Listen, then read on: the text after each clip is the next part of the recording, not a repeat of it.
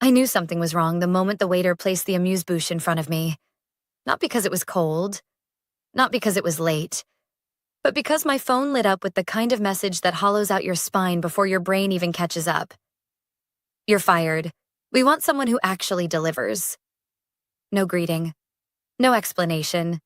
Just that. Sent at 9:02 p.m. from my boss, Patrick, while I was sitting under a ceiling of crystal chandeliers at the most exclusive fintech gala of the year. I stared at the screen for a full 5 seconds. Around me, crystal clinked. Laughter rippled like champagne. Cameras flashed.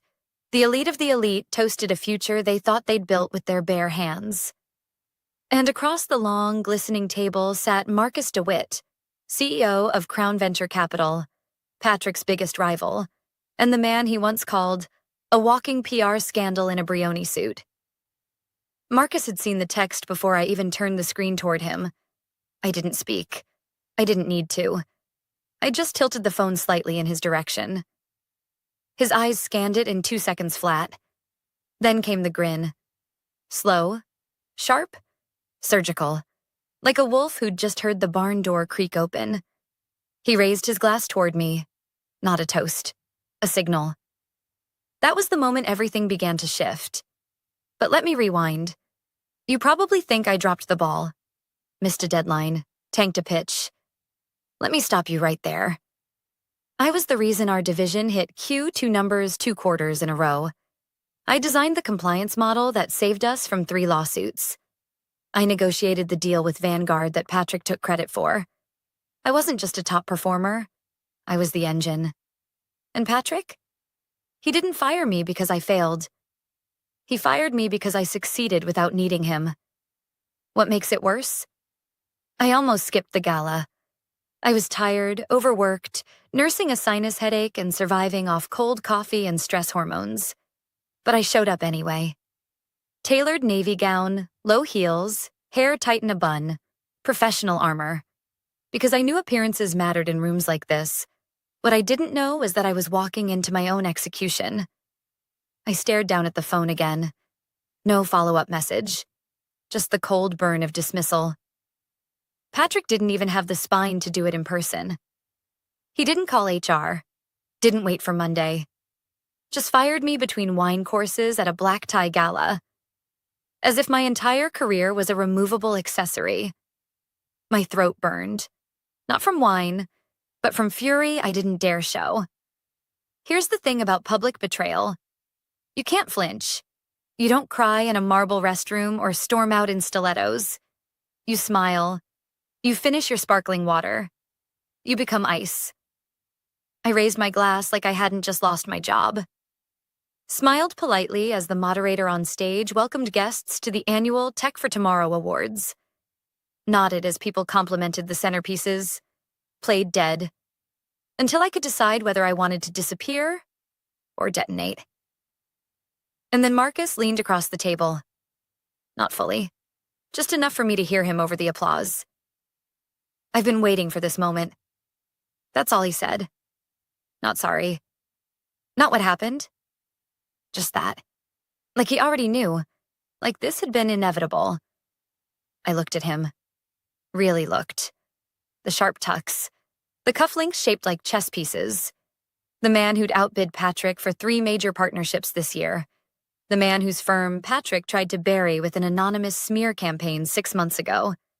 Now he was smiling at me like I'd just stepped onto his chessboard. I didn't answer him. I didn't need to. Because in that moment, everything that had been fogged by exhaustion, loyalty, and the illusion of professionalism snapped into crystal clarity. I wasn't fired. I was freed.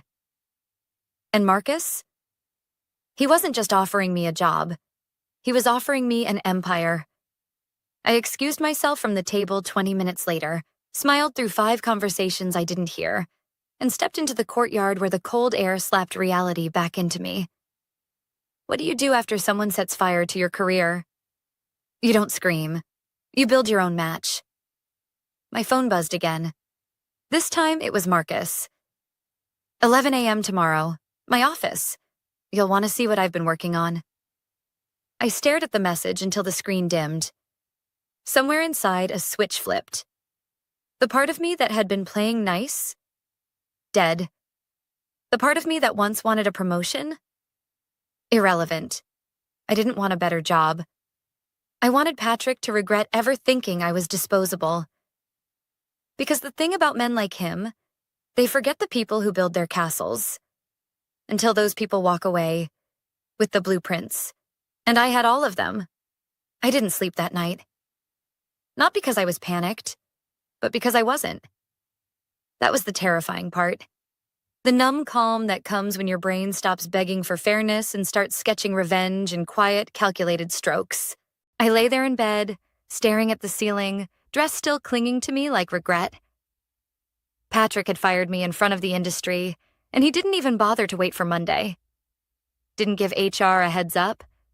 Didn't offer a severance meeting. No, he wanted a moment. A performance. He wanted to humiliate me publicly without ever lifting his voice. And I let him. I smiled. I toasted. I played the good soldier.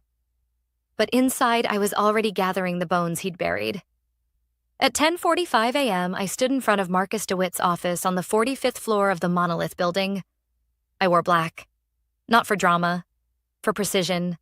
Hair slicked, heels sharpened, face unreadable. The receptionist led me through a glass-paneled hallway that looked less like an office and more like the command deck of a spaceship. No posters, no branding, just silence and surveillance. Marcus was already waiting, of course. He stood as I entered, jacket off, shirt sleeves rolled up. That effortless power look people like Patrick try to replicate and always fail. He didn't smile this time. He just gestured to the chair across from him. "Before we start," he said, "I want to be clear. I'm not offering you a sympathy role. This isn't about kindness." "Good," I said. "I'm not interested in kindness." He slid a document across the table. NDA. Short. Brutal. Legally airtight. I signed it without flinching. "Now," he said, folding his hands, "tell me what Patrick's been hiding." I laughed once. Bitter. "How much time do you have?" "Until the market closes." So I told him. I started with the internal restructuring Patrick had kept off the books. The side pipeline he was building using shell firms and third-party consultants no one had properly vetted. How he'd pushed through an untested fraud detection tool to impress investors.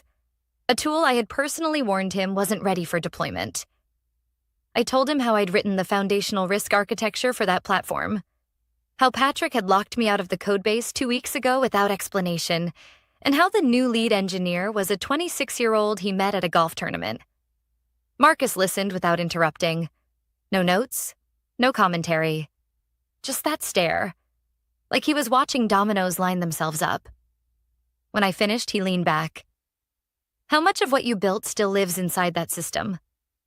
I met his eyes. 80%. And the rest is duct-taped guesswork they don't even understand. He nodded once, then slid a second folder across the table. Inside, a blueprint. Not mine. Theirs. Crown Ventures had gotten their hands on Halotech's internal launch plan for their new flagship product, the same platform I helped design before Patrick locked me out. "What do you want me to do with this?" I asked. Marcus looked me dead in the eye. "I want you to tear it apart, from the inside out."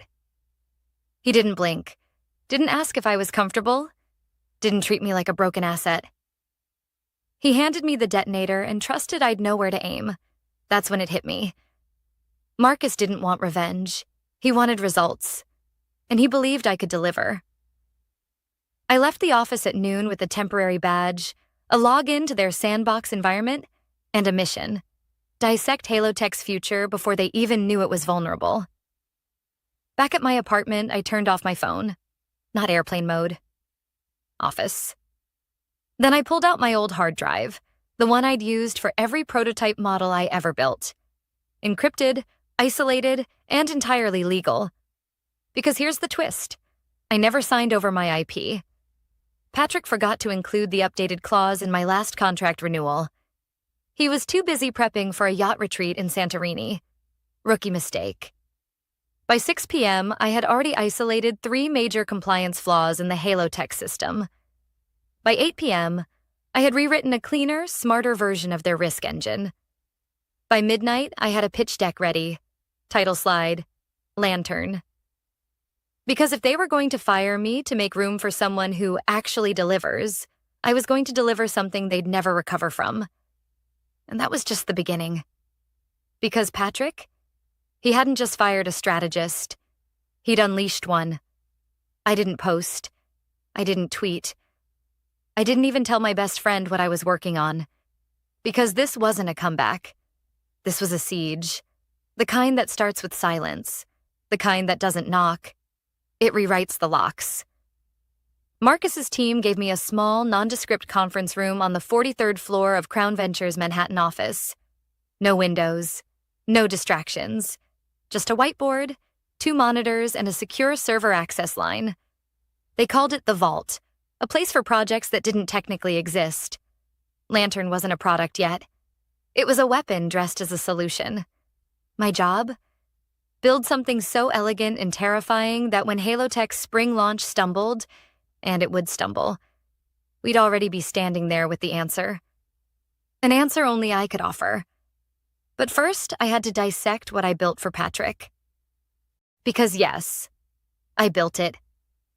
Halo's risk platform might have been flashy on the outside, but underneath, it was a Frankenstein monster of stolen frameworks, vendor APIs, and the skeleton of my original diagnostics model.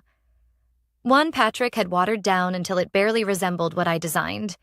It was like watching someone bling out a calculator and call it AI. Worse? They were planning to release a version that bypassed critical compliance checks. Why? To beat Crown Ventures to the press cycle. I had warned them 6 months ago. Patrick laughed, said, "We don't have time for paranoia, Mandy. Investors want vision, not red tape. But vision without structure is delusion." And Patrick? He was building on sand. By day 3 in the vault, I had reverse engineered their roadmap. Not from stolen files, but from memory. And yes, I know how that sounds. But when you've bled over a product for 2 years straight, you don't forget where the bones are buried. I mapped their weak points. Every single one. From inflated benchmark claims to simulated test results that looked good in presentations but collapsed under real-world volatility. By day 5, I had something that could run twice as fast, with half the code. We called it Lantern because it didn't just analyze risk, it illuminated it. But I didn't feel proud. Not yet. Because pride implies closure. And closure is a privilege you earn after the dust settles. What I felt was a kind of quiet rage. The kind that doesn't scream, doesn't break dishes. The kind that builds systems so devastatingly efficient, even your enemies can't help but admire them. On Friday morning, Marcus called me into his office. He had a printout in front of him. A leaked internal memo from Halo Tech. Elise from corporate comms, the same Elise who once accidentally forgot to CC me on a board update, had drafted it. We are excited to announce an accelerated rollout of our flagship risk analysis suite in Q2, led by visionary leadership and powered by proprietary predictive algorithms. I nearly choked. Proprietary? Predictive. Those were my terms, my slides. Even the phrasing. Accelerated rollout? I'd written that in a draft months ago. Marcus looked at me, deadpan. They're rushing it, trying to get ahead of us. They're walking into a wall, I replied. And that's when we made the call. Not to lawyers, not to press. To clients. We didn't need to smear Halo Tech. We just needed to show up first. That afternoon, I led a closed-door demo for 3 board members of a Fortune 100 insurance firm that had been shopping for a new compliance tool. One of them had almost signed with Patrick's team last month. 10 minutes into the demo, she leaned forward, narrowed her eyes, and asked, "Is this what Halo's been promising us?" I smiled. This is what they hoped it would be. No boast, no malice, just fact. We didn't mention Patrick's name. Didn't show a single competitor comparison slide. We didn't have to. Because when you're holding fire in your bare hands, the smoke speaks louder than you do. That night, Marcus forwarded me an email. Client has requested to pause current Halo contract. Exploring alternative options. Immediate. Subject line, urgent. Patrick had no idea. Not yet. He was still prepping for his keynote in Austin the following week. Still printing banners and rehearsing fake laugh stories about innovation in front of hotel mirrors. I wondered if he even remembered the text he sent me at the gala. You're fired. We want someone who actually delivers. He wanted someone who delivers? Then I'd deliver. But not to him. On him. The funny thing about collapse is that it doesn't start with a bang. It starts with silence. A contract put on hold. A meeting rescheduled. A LinkedIn update that feels just a little too vague. Patrick didn't know it yet, but the air around him had already started thinning. By Monday morning, 2 more firms quietly paused negotiations with Halo Tech. One was a former client of Marcus. The other had heard whispers, not of fraud, not yet, but of instability. And that's all it takes in tech. A seed of doubt, and the whole harvest rots. Marcus's team had one rule for me. No fingerprints, so we didn't attack. We didn't leak. We predicted. We dropped a white paper through a neutral think tank, detailing the ethical risks of synthetic data in AI compliance tools. I didn't write the report, but every bullet point came from my mouth. We didn't name Halo Tech, but every line mirrored their unreleased platform so closely it may as well have come with a company logo. It hit the trades Tuesday morning.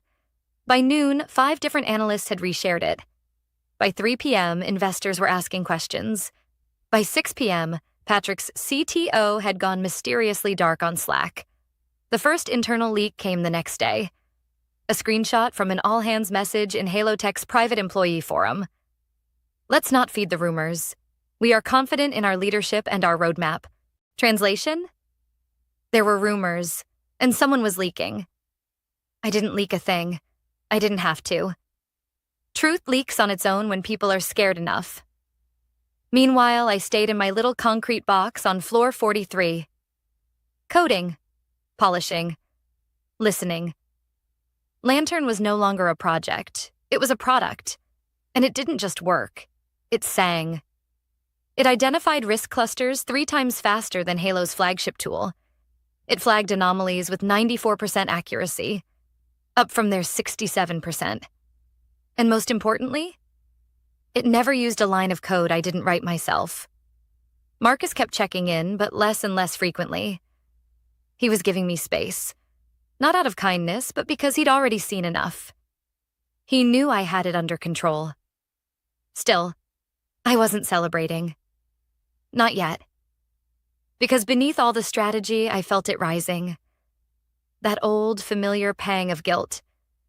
The one that doesn't come when your enemy bleeds, but when you realize someone else might bleed with them. Her name was Dana, junior analyst at Halo Tech. She started 6 months before I left. Smart, hungry, a little nervous. I used to send her the red lines no one explained, took her under my wing without even meaning to. I checked her profile. Still at Halo. Still smiling in that headshot that hadn't been updated since onboarding. And I wondered, was she the one who got my desk? Was she the one now sitting in meetings she didn't fully understand, wondering why the floor was shifting? Not everyone inside the building deserves to be buried when it burns, but that's the cost of fallout. The fire doesn't care who started it, only what's dry enough to catch. Thursday morning, I got the message. Anonymous sender, no subject line, just a link. A video file, 37 seconds long. I watched it with the sound off first. Didn't need audio to know what it was. Patrick, at a press preview. A mic pinned to his lapel. Talking fast, eyes wide, sweat blooming at his collar. His voice cracked halfway through the Q&A. I turned on the sound. Rewound. A journalist had asked about emerging risks in AI compliance tools. Patrick blinked, fumbled, then said, "Look, if our competitors want to weaponize caution, that's their prerogative. We're focused on innovation." The room went quiet. No laughter, no applause. Just the thick sound of confidence cracking. By that evening, a second video leaked. A clip from a Halo Tech town hall. An employee standing up and asking if layoffs were coming. Patrick didn't answer. He just ended the meeting. Marcus called me that night. "You've done enough," he said. "We could wrap now, let Lantern go public in 2 weeks and still win." But I wasn't done. Because there was one card left. One thread Elise, his chief strategy officer, had signed 2 years ago without reading. A buried clause inside an old vendor contract, authored by me. It stated that any platform integration built off my proprietary model remained the intellectual property of the original architect unless a direct transfer agreement was executed. No such transfer had ever been filed. In plain English, they were using my system illegally, and I had the signed document. Time-stamped, archived, fully enforceable. That was the last landmine, the one you don't step on. You just hear it click. And by sunrise, Patrick would hear it too. At 6:02 a.m., the email went out. Not to Patrick, not to Elise, but to legal. CC, Halo Tech's interim compliance officer. BCC, Marcus, attached. A scanned PDF of the contract clause Elise had initialed in a hurry on a flight to Boston 2 years ago. Subject line, Intellectual Property Violation Notice, Lantern Protocol, Enclosed Documentation. I hit send. Then I sat back. Didn't pour coffee. Didn't check Twitter. Just stared at the Manhattan skyline as the first rays of light split the buildings like scalpels. Because I knew what was coming. By 9 a.m., my inbox had 12 messages. By 9:15, 2 calls. I didn't answer either. By 10:03, I received a legal reply. Curt, rattled, demanding clarification. I replied with one sentence. You'll find it on page 14, paragraph 3, subsection B. At 10:48 a.m., I got a call from a blocked number. I let it ring once, then picked up. Patrick's voice hit the line like static. "What the hell is this, Mandy?" I almost laughed. Not because it was funny, because it was familiar. That tone. That how dare you entitlement wrapped in confusion. He'd used it on interns who double-booked meetings. He'd used it on Dana once when she brought up salary bands. Now he was using it on the woman who just collapsed his launch. I didn't raise my voice. Didn't match his anger. "It's a reminder," I said, "that I built the bones of your system, and you never paid for them." He cursed under his breath. I waited. "You're doing this out of spite?" "No," I said. "I'm doing it out of ownership. You threw me out of the house I built, Patrick. I'm just changing the locks. Click. No goodbye. No apology. Just silence." The next day, the press release went out. Not from Halo Tech. From us. Crown Ventures announces exclusive launch of Lantern, the first transparent risk engine built for real-world compliance. Marcus's name was on the release. Mine wasn't. But the industry knew. The VCs knew. The clients knew. The analysts knew. Even the interns pouring cold brew in shared WeWork offices knew. Because reputation travels faster than scandal. And everyone had watched me disappear. Now they were watching me rise. That evening, Tech Pulse Weekly published a piece that went viral in our world. From fired to founder, the quiet storm behind Lantern's market takeover. Still no direct quotes. But again, everyone knew. I didn't need to be a headline. I was the story. By the end of the week, Halo Tech's stock dropped 27%. Their spring product launch was delayed indefinitely. And Elise? She resigned to pursue new opportunities, per an internal memo that leaked before noon. Patrick lasted 3 more days. On Friday, he stepped down, effective immediately. The board issued a vague thank you statement about early-stage innovation and bold leadership. Translation? They shoved him out and locked the door. I didn't celebrate. I didn't gloat. I just moved on. Lantern rolled out in phases. Marcus offered me equity and a permanent executive seat. I declined the seat. But I kept the equity, because I didn't need the title to prove I'd won. I got emails from people I hadn't heard from in years. Some congratulated me. Some asked if I was hiring. A few tried to reframe the past, make it sound like they'd always supported me. I responded to none of them. Not out of malice, just clarity. Because when you've walked through fire, you don't go back to people who handed you the match. One night, around 2 a.m., I got a message. Anonymous. No name, no sign-off. I'm sorry. You didn't deserve what happened. I hope you build something better. It might have been Dana, or someone else from the inside. I never found out. But I appreciated it. Not for closure, but for the truth. Because that's what this whole thing had been about from the beginning. Not revenge, not even justice. Recognition. You can work twice as hard, carry whole systems on your back, build fortunes for people who never learn your name. But the moment you stop playing quiet, they call you difficult, disloyal, replaceable. I wasn't any of those things. I was essential. They just learned it too late. The final report went live the next month. Lantern was outperforming Halotech's prototype by every major metric. Crown's valuation surged. Patrick's name faded like it had never mattered. And me? I sat alone in my new apartment, staring at a clean whiteboard. One word written in the center. Next. Because legacy isn't built from applause. It's built from ashes. And mine had just begun.